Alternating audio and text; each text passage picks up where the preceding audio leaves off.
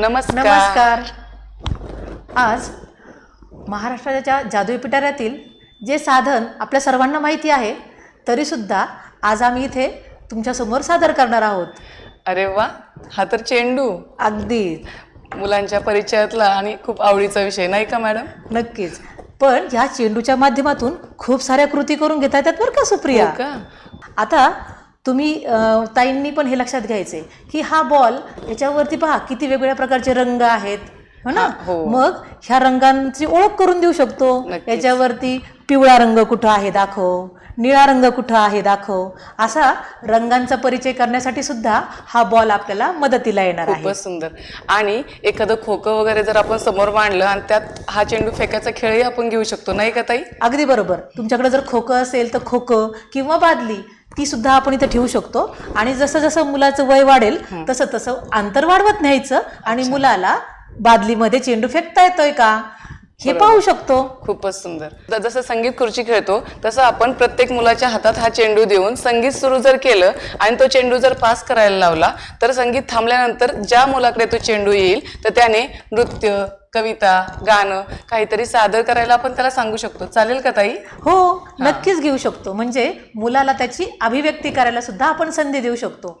आता याच्यासोबतच ही झाली अभिव्यक्ती, पण मुलाला आपण एखाद्या शब्दाने एखाद्या अक्षराने सुरू होणारे शब्द सांग किंवा कोणतीही क्रिया, म्हणजे आपण हे सांगू शकतो की तू 5 उड्या मार, है ना. अशाही काही गोष्टी आपण मुलांसोबत करून घेऊ शकतो. म्हणजेच पास द बॉल ह्या गेम आपण या ठिकाणी घेऊ शकतो. अगदी बरोबर. आता पहा, याच्यामध्ये आपण बॉल फेकणे आणि झेलणे ह्याही गोष्टी खूप महत्वाच्या आहेत, ज्यामुळे मुलांचा शारीरिक विकास होतो.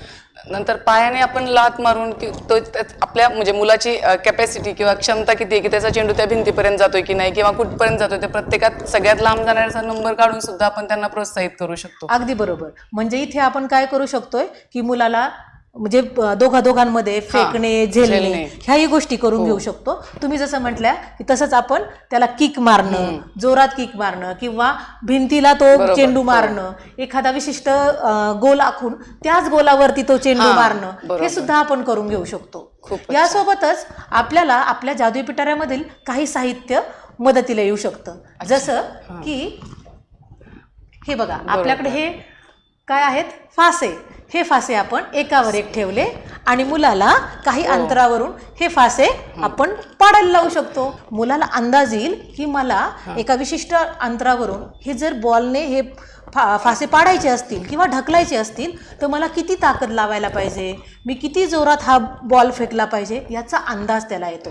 बरोबर. म्हणजे आपण जसे वरती एकावर एक रचून जसा हा खेळ घेऊ शकतो तसेच आपण काही बॉटल किंवा रिकामे प्लास्टिकचे ग्लास असे जर समोर लाईन मध्ये मांडले तर एकदा फेकल्यानंतर तो किती वस्तू खाली पाडू शकतो. की रिकामे खोके जे दोन्ही बाजूने मोकळे असेल तर त्यातनं हा बॉल पास होतोय का, म्हणजे मुलांचा नेम किंवा त्याचं म्हणजे कॉन्सन्ट्रेशन किती आहे याला म्हणायचं हस्तनेत्र समन्वय. अच्छा.